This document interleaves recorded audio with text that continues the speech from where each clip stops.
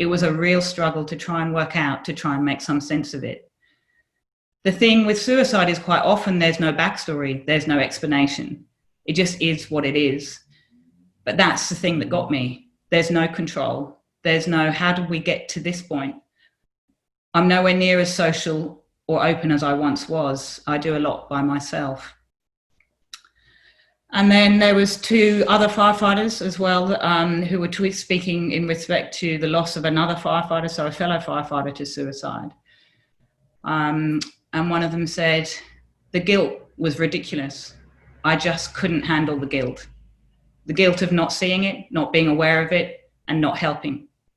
I may not have been able to help, but not knowing and not trying is the thing for me. I was shit ass at work, and then at home I was terrible. As a result, I separated from my wife. And another one said, I still struggle. I think that's the thing that I will never understand, just how quickly that turned. It shocked me to the core when he did it, because I just never thought that he was suffering in that way. And I think they're such powerful, they just really highlight so well, when we talk about the ripple effect of suicide, how much it reaches so far and beyond immediate family and throughout our communities in so many ways. And so although my story, it's not unique in any way, and that you don't have to know the person. Certainly what's coming through from my research is what a huge impact it has on firefighters, and perhaps particularly because we wear a uniform and our whole role is about rescuing life and preserving life. And, we're so good at rescuing other people, but that also has the flip side of it's so difficult to accept when we are helpless and when we can't rescue somebody, and so difficult to then also reach out for help. And I think what I really, there's such a sense of internal conflict, from all the people that I've spoken to, of what suicide brings up, and it's such a difficult thing to try and make any sense of. And what I found is this overwhelmingly that firefighters aren't able to make sense of it, and that our job is very black. We exert control over uncontrolled events, and that's what we do, and we go through processes to exert a particular outcome. And with suicide, there is none of that. And so it's incredibly difficult for firefighters to really make peace with, and I think that certainly contributes to some of the reactions and effects that it has. So they're very powerful stories from those colleagues of yours, Tara. Can you talk about the term suicide postvention and what that means? I have to confess that I'd never heard of that term until recently, and I thought I was reasonably mentally health literate. But can you talk a little bit about that? Yeah, so suicide postvention is the support that we offer to people who have been impacted or bereaved by suicide. And what we know, because people that have been impacted or bereaved by suicide are at greater risk of mental ill health, but also of suicide. So what we're really realizing is how important suicide postvention is in prevention. And really that's where my passion lies, in going, okay, from my research and other people's research, and certainly my supervisor's research, how can we provide better support to people so that they don't then suffer subsequent mental ill health or suicidal thoughts or behaviours themselves as a result of either bereavement or certainly being exposed to suicide. So, and I think, we're clearly missing something in our suicide prevention efforts. And, I think that postvention is a small part of that we can really work to address and make a significant difference in, and to reduce, that real collective sense of distress and burden that suicide has on our societies. Well, what is your overall message for World Suicide Prevention Day, Tara? I think it's really that suicide prevention is everyone's responsibility, and that we can all play a part in that, and you don't have to be a mental health professional to do that. And if we can empower ourselves with knowledge and learn how we can have safe conversation around suicide, that's so important, and giving people permission to talk about suicide is actually, is invaluable in what we can then contribute, I think, towards prevention and towards, you know, in a way normalizing that conversation, because as I said, I think that silencing is so damaging. And so that sense of permission that we can create by engaging in conversation and having the confidence to do that. And I think, you know, I guess my real message is never underestimate the power of one conversation to save a life. How about in the workplace, though? I mean, it's one thing perhaps for someone to say to a friend, ask them to talk to them very directly about suicide, and if that person is perhaps having suicidal thoughts. But what about in the workplace where there is still so much stigma? This must be a challenge. It is. It's a huge challenge, and I think the stigma is certainly something that you know, comes in not just in workplaces, but you know, throughout our society. So, and I think that part, addressing those conversations and empowering people to have those conversations through, you know, developing our own suicide prevention, but also suicide preparedness in our organisation. So as firefighters, but in terms of preparing people for suicide, that we might come across that, and that's a really important part of it.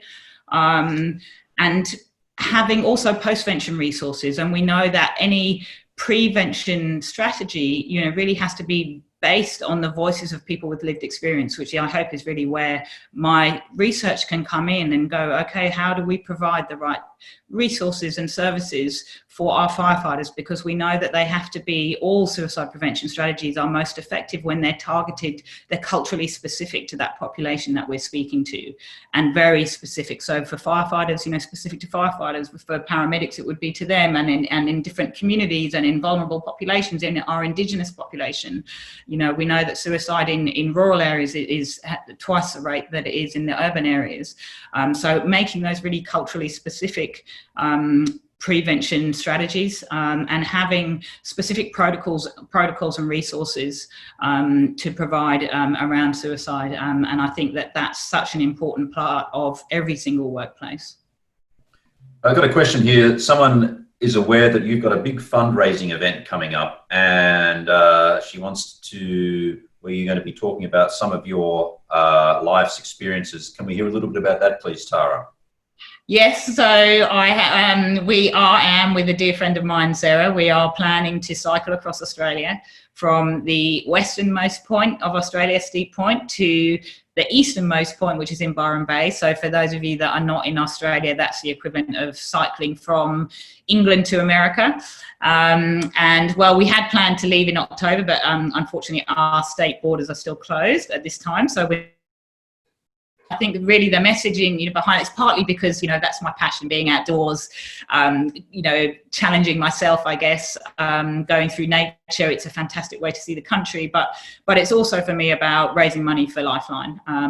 And Sarah will be raising money for a local charity called Mood Active. But our messaging is really based around how can we empower people to struggle well.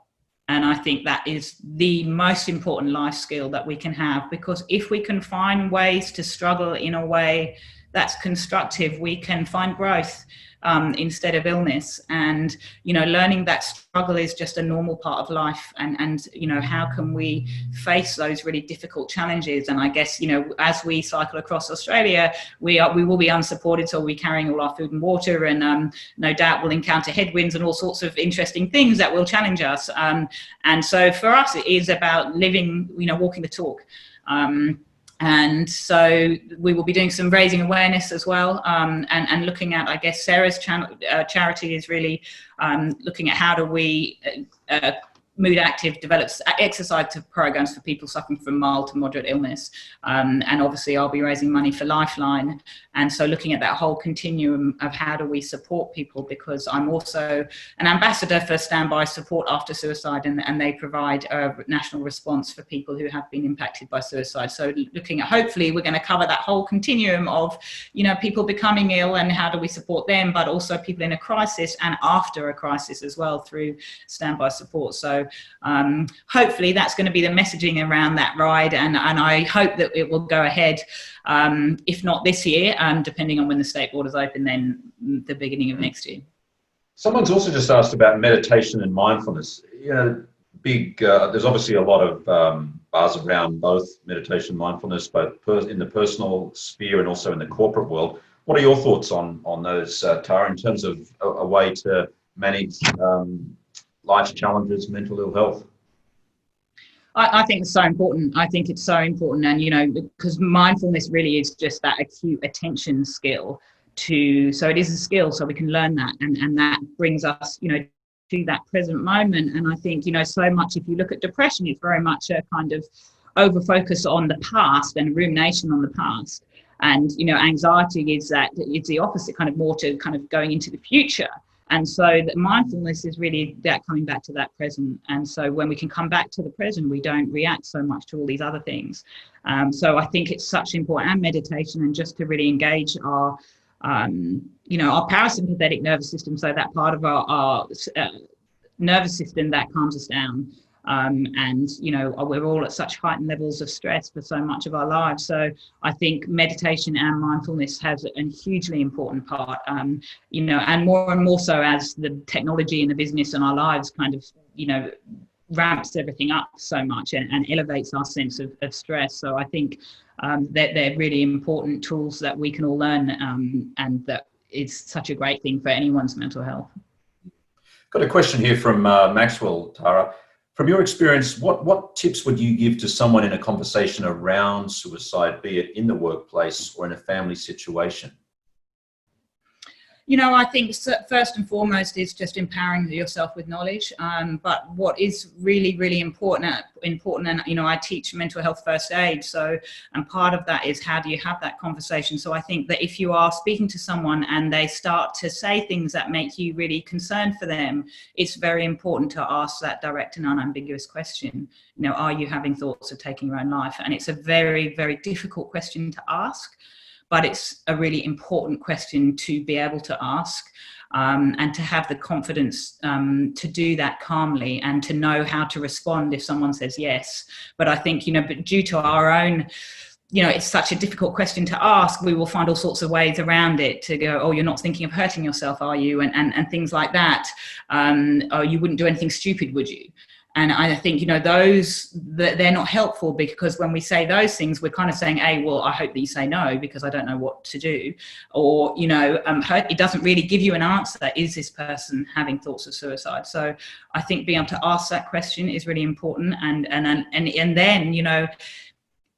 if you allow someone to actually say yes, and then to just hear their story, and create a safe space and a non-judgmental space where they can just speak honestly and openly about how they're feeling and what they're experiencing, that is an incredible way to help somebody in itself, without actually having to do necessarily anything.